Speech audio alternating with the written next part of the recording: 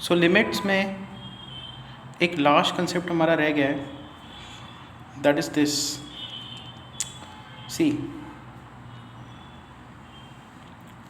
so let's say we have a curve y is equal to fx। यहाँ से हम लोग स्टार्ट कर रहे हैं। Let's say this point is a, this is a plus h, this is a plus 2h, this is a plus 3h। 1 2 3 areas यहाँ पे हमने कंसिडर किए हैं, तो यहाँ पे a प्लस 3h है। तो अगर हम लोग ऐसे n एरियाज़ को कंसिडर करने वाले हैं, ये nth एरिया है, 1 2 3, बहुत सारे बीच में ऐसे ब्लॉक्स है और फिर ये nth ब्लॉक है। तो ये वाला पॉइंट क्या होगा, a plus NH। Let's say ये वाला जो पॉइंट है, x का जो वैल्यू है दैट इज़ b, तो b का वैल्यू है a प्लस NH।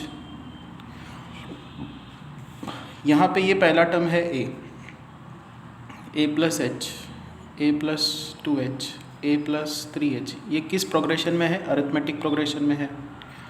ये जो विड्थ है, ये जो विड्थ है that is h, h, h।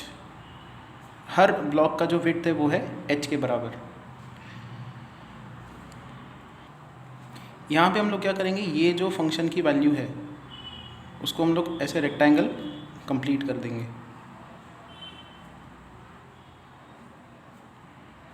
ठीक है, तो अगर इस रेक्टेंगल की एरिया पूछी जाए वो क्या होगी, लेंथ इनटू ब्रेड्थ। तो ये तो h के बराबर है इनटू, और ये हाइट किसके बराबर है, अगर ये a प्लस एच है और ये फंक्शन है y equal to F X, तो ये वाला जो वैल्यू है, ये y वैल्यू जो है या ये जो हाइट है, ये कितनी होगी, f of a plus H. तो ये पहले रेक्टेंगल की एरिया हो गई। अब ये जो दूसरा रेक्टेंगल है इसकी एरिया, अगेन इसका जो लेंथ है वो है h के बराबर और हाइट जो है वो है f of a plus 2h, f of a plus 2h। ऐसे चलते जाएगा।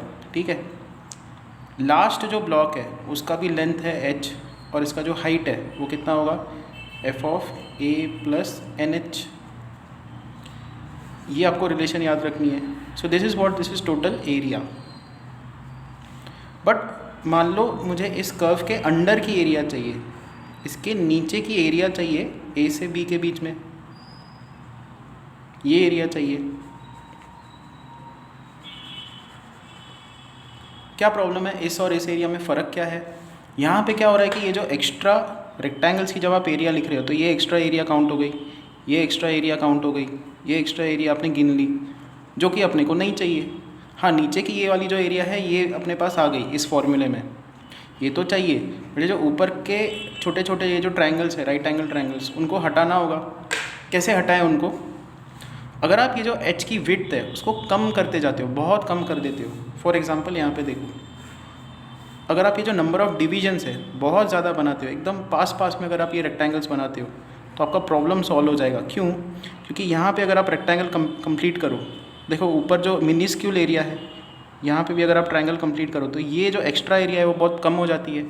तो अपने को ये दिख रहा है कि अगर आप एरिया अंडर द कर्व चाहते हो, area under curve y is equal to F X from a to b, इसके बीच में चाहते हो तो आपको लिमिट लेना होगा as h tends to 0। h जब 0 की तरफ टेंड करेगा, मतलब बहुत पास पास में आप ये रेक्टेंगल्स बनाओगे, तो नंबर ऑफ़ डिविजन्स कितने होंगे, number of divisions will tend to infinity. बहुत सारे डिविजन्स आपको बनाने पड़ेंगे। तो इसको ऐसा भी लिख सकते हो as n tends to infinity of this term. और इस टर्म को हम लोग क्या लिख सकते हैं, it is summation f of a plus R H, r goes from 1 to n। r का वैल्यू 1 पुट करोगे ये टर्म, r का वैल्यू 2 पुट करोगे ये टर्म, r का वैल्यू n पुट करोगे तो ये टर्म जनरेट होगा, और इनटू h, हर कहीं पे h मल्टीप्लाइड है। सो ये फॉर्मूला है कैलकुलेट करने का एरिया अंडर द कर्व। अब ये अपने को प्रूफ में नहीं है कि ये जो लिमिट आप निकालते हो n को इन्फिनिटी की तरफ टेंड करके, summation H F of A plus R H, R goes from 1 to n। ये एरिया अंडर द कर्व आपको दे देता है, and area under the curve यहाँ से भी मिलती है। डेफिनेट इंटीग्रेशन लगा दो, ए से भी इंटीग्रल लगाओ एफ एक्स डी एक्स। ये न्यूटन ने बताया, न्यूटन ने इसको प्रूव किया कि ये वाला चीज़ और ये वाला चीज़ क्या होगा, हमेशा इक्वल होता है। तो definite integral means area under the curve, and area under the curve is same as definite integral from A to B. अब इसका एक एग्जांपल देखते हैं। मान लो आपको इंटीग्रल निकालना है 1 से लेकर 2 एक्स स्क्वायर डी एक्स, ये इंटीग्रल आपको निकालना है। So we know this is X cube by 3, integral लगा दो, लोअर लिमिट अपर लिमिट लगा दो। So 2 cube minus 1 cube by 3, 7/3। अब हम लोग एक्चुअली जो फॉर्मूला है ये वाला, इसको लगा के 7/3 आंसर निकालेंगे। सो हमको अब निकालना है यहाँ पे y is equal to X square, Y is equal to X square, ये फंक्शन है। तो ये ऐसे टाइप का फंक्शन होता है, it's a parabola. 1 to 2, x is equal to 1 यहाँ पे होता है, x इज इक्वल टू 2 यहाँ पे होता है, और अपने को ये एरिया निकालना है, ये डेफिनेट इंटीग्रल निकालना है 1 to 2 X square D X using limit, limit as n tends to infinity summation h f of a plus R H, R goes from 1 to n। Fine. तो मैंने एक रिलेशन देखो यहाँ पे बताई थी b की, b is a plus N H. तो यहाँ पे a की वैल्यू 1 है, b की वैल्यू 2 है, तो b क्या होगा, b is equal to a plus N H. तो हमेशा n और h की आपको रिलेशन निकालनी पड़ेगी। 2 is equal to 1 plus N H, यहाँ पे n इंटू एच का वैल्यू है 1। ये अपने को रिलेशन आगे यूज़ करना पड़ेगा, इसलिए मैं निकाल के रख रहा हूँ, ठीक है। अब हम लोग ये लिमिट निकालते हैं। ये तो हमने निकाला, 7/3 आंसर आया यहाँ से। अब यहाँ से 7/3 लाने की कोशिश करेंगे। So now limit as n tends to infinity, summation r से भाग रही है, r पे है तो h कांस्टेंट है, वो बाहर निकलेगा, h बाहर निकल के आ गया। सो समेशन, यहाँ पे फंक्शन क्या है, fx है, जो y is equal to fx है, y is equal to fx, curve है एक्स स्क्वायर का, तो fx इज़ एक्स स्क्वायर। यहाँ पे f of a plus R H है, तो f of a plus R H क्या होगा, a प्लस आर एच का स्क्वायर आ जाएगा। यहाँ पे a कितना है, यहाँ पे a 1 है, तो यहाँ पे आएगा 1 plus R H the whole square, ये निकालना है अपने को। So this is limit as n tends to infinity h summation r goes from 1 to n। तो यहाँ पे a प्लस बी स्क्वायर का formula 1 plus 2rh plus r square h square, r goes from 1 to n। So this is limit as n tends to infinity h into summation over 1 is 1 को n times आप add कर रहे हो तो यहाँ पे n आएगा plus 2, h constant है, r पे समेशन लगेगा, r goes from 1 to n, ये ऐसा दिखेगा summation over r, r goes from 1 to n plus h square summation over r square, r goes from 1 to n,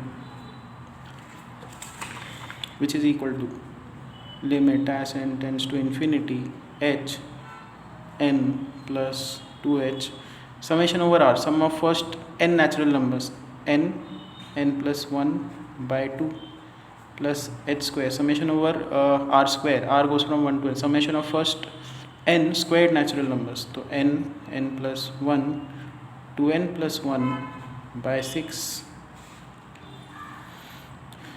limit as n tends to infinity, h को अंदर shift कर दो, h into N 1, देखो मैंने derive किया था पहले, h n is 1 plus 2 will cancel out, यहाँ पे आ जाएगा h into H is H square, H square into यहाँ पे है n, यहाँ से n कॉमन निकालेंगे और यहाँ पे आएगा 1 प्लस 1 बाय n, प्लस यहाँ पे है h मल्टीप्लाई करोगे तो h क्यूब बनेगा, यहाँ पे n है, इस टर्म से भी हम लोग n कॉमन निकालेंगे, यहाँ पे आएगा 1 प्लस 1 बाय n, यहाँ पे भी हम लोग n कॉमन निकालेंगे, यहाँ पे आएगा 2 plus 1 by n divided by 6 over here. Now this is equal to 1 plus, देखो यहाँ पे n स्क्वायर है, यहाँ पे h स्क्वायर है, अगर h इंटू एन 1 है तो h स्क्वायर n स्क्वायर कितना होगा, h स्क्वायर भी 1 होगा, तो यहाँ पे ये टर्म 1 आ जाएगा, ब्रैकेट के अंदर है 1 प्लस 1 बाय n, n को इन्फिनिटी प्लेस कर दो, प्लस देखो यहाँ पे n क्यूब है और यहाँ पे h क्यूब है, तो h क्यूब n क्यूब कितना होगा 1, n को इन्फिनिटी प्लेस कर दो, यहाँ पे आएगा 1, यहाँ पे n को इन्फिनिटी प्लेस कर दिया, 1 बाय इन्फिनिटी इज 0, यहाँ पे 2 आ जाएगा, 2/6. This is 1 + 1 + 2/6 which is 2 + 1/3, 1 + 1 is 2, 2/6 is 1/3, 3 2 = 6, 6 + 1 is 7, तो 7/3. सो डेफिनेट इंटीग्रल से जो आंसर आया और इससे जो आंसर आया दोनों सेम आ गए, 7/3. डेफिनेट इंटीग्रल भी आपको एरिया अंडर द कर्व निकाल के देता है, ये भी एरिया अंडर द कर्व निकाल के देता है. फाइन.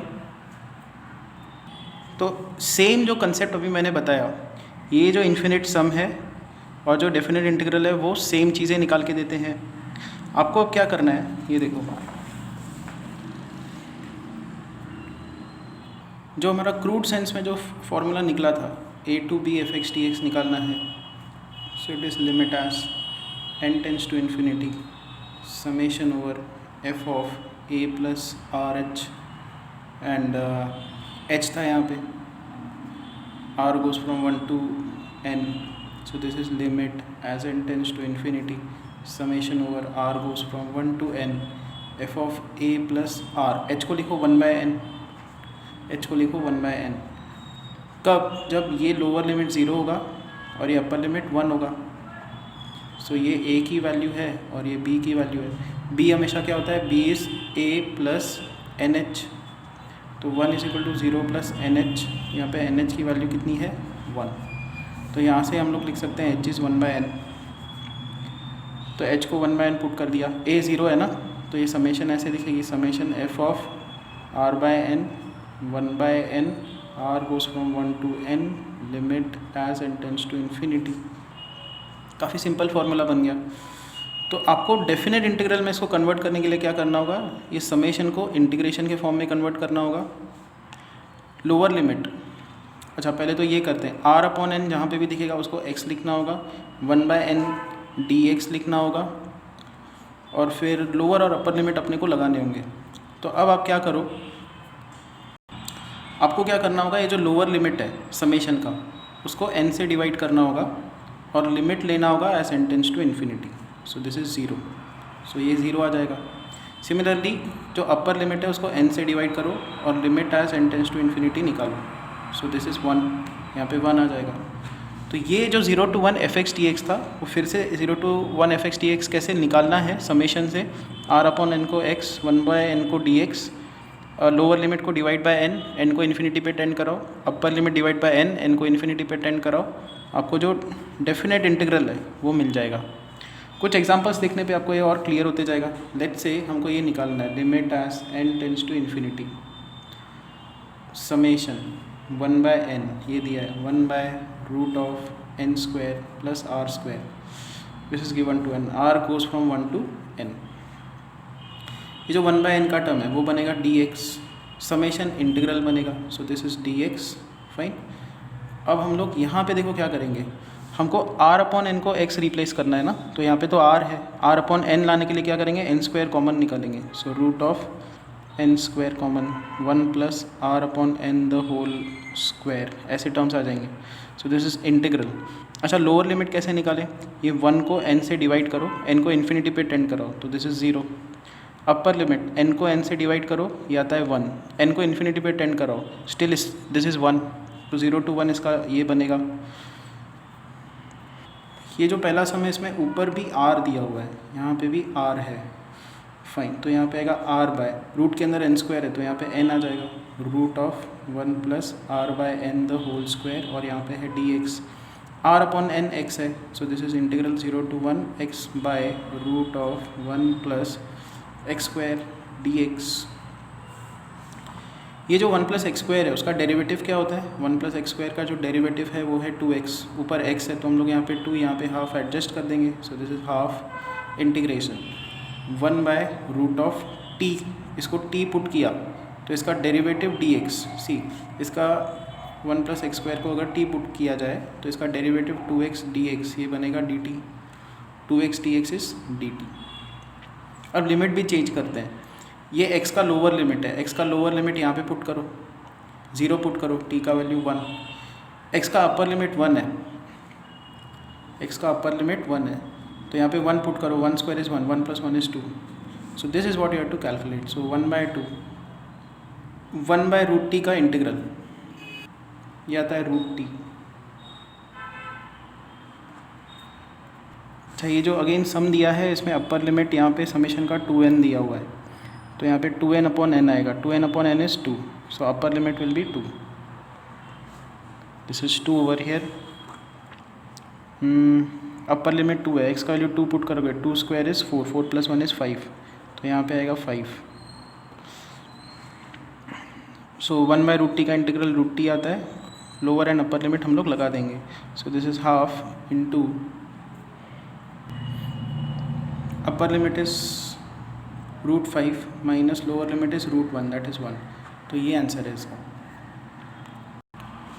ओके, नेक्स्ट क्वेश्चन देखते हैं. Limit as n tends to infinity n/n² + 1² plus n/n² + 2² and so on n/n² + n². ये टर्म्स दिए हुए हैं. So this is limit as n tends to infinity summation goes from n² + r². r goes from 1 to n, ऐसे लिख सकते हैं. तो हम लोग क्या करेंगे, इसको limit as n tends to infinity summation n/n² common निकालो, तो यहाँ पे आएगा 1 + r/n². So this is equal to limit as n tends to infinity summation r goes from 1 to n 1/n 1/1 + r/n the whole square. So this is summation को integral. ये जो lower limit है उसको n से divide करो, 1/n आता है. n को इन्फिनिटी पे टेंड कराओ 0. सेम चीज़ यहाँ पे n/n अपर लिमिट को n से डिवाइड करो, ये आता है 1. इन्फिनिटी पे n को टेंड कराओ, स्टिल ये 1 आएगा. 1/n को लिखना है dx, r/n को लिखना है x, तो ये टर्म्स आते हैं. 1/1 + x² का integral tan inverse x 0 to 1. So this is tan inverse 1 minus tan inverse 0. tan inverse 1 is π/4, tan inverse 0 is 0. So ये आंसर है इसका.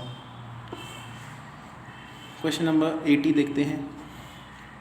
हमको निकालना है limit as n tends to infinity n factorial by n⁴n raised to 1/n. तो let's say ये term है a. अब आप log ले लो, log a आएगा. Limit as n tends to infinity log of, पहले तो ये 1/n आगे आ जाएगा, फिर log of n factorial by n⁴n. Now this is equal to limit as n tends to infinity 1/n log of, now n factorial can be written as n -1 n-2 n-3 so on up till 1. n⁴n, यहाँ पे भी n times n है, तो n divide by n divide by n divide by n divide by n. तो ऐसे हम लोग लिख सकते हैं. This is limit as n tends to infinity 1/n log of, इसको आप ना सेपरेट कर दो, log of n/n plus log of n-1/n plus log of n-2/n and so on log of 1/n, which is limit as n tends to infinity 1/n. इसको आप summation में बदल सकते हो, summation r goes from 1 to n. So log of, her term में क्या दिख रहा है, डिनोमिनेटर में n दिख रहा है, ऊपर क्या दिख रहा है n minus r. log of n/n 1, log 1 is 0, तो ये तो वैसे ही चला गया. यहाँ से टर्म्स अपने को यहाँ तक बनाने हैं, वो इस समेशन से बन जाएंगे. देखो r का वैल्यू 1 पुट करो, ये टर्म बन गया. r का वैल्यू 2 पुट करो, ये टर्म बन गया. r का वैल्यू n पुट अप करो. अच्छा, इसका जो अपर लिमिट है वो n-1 लेना होगा. r का वैल्यू n-1 पुट अप करो, तो यहाँ पे 1/n आता है, लास्ट टर्म जनरेट हो गया. सो ये फॉर्मुलेशन अपने पास आ गया. Next what you can do is limit as n tends to infinity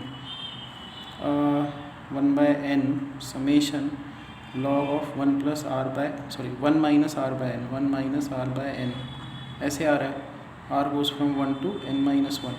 अभी इसको इंटीग्रेशन के फॉर्म में कन्वर्ट कर देंगे। समेशन को लिखा इंटीग्रल, 1 को n से डिवाइड करो, n को इन्फिनिटी पे टेंड करो 0, इसको n से डिवाइड करो और n को इन्फिनिटी पे टेंड कराओ, ये 1 आता है। 1/n को लिखोगे आप dx, यहाँ पे आएगा log ऑफ 1 - x, ये इंटीग्रल निकालना है।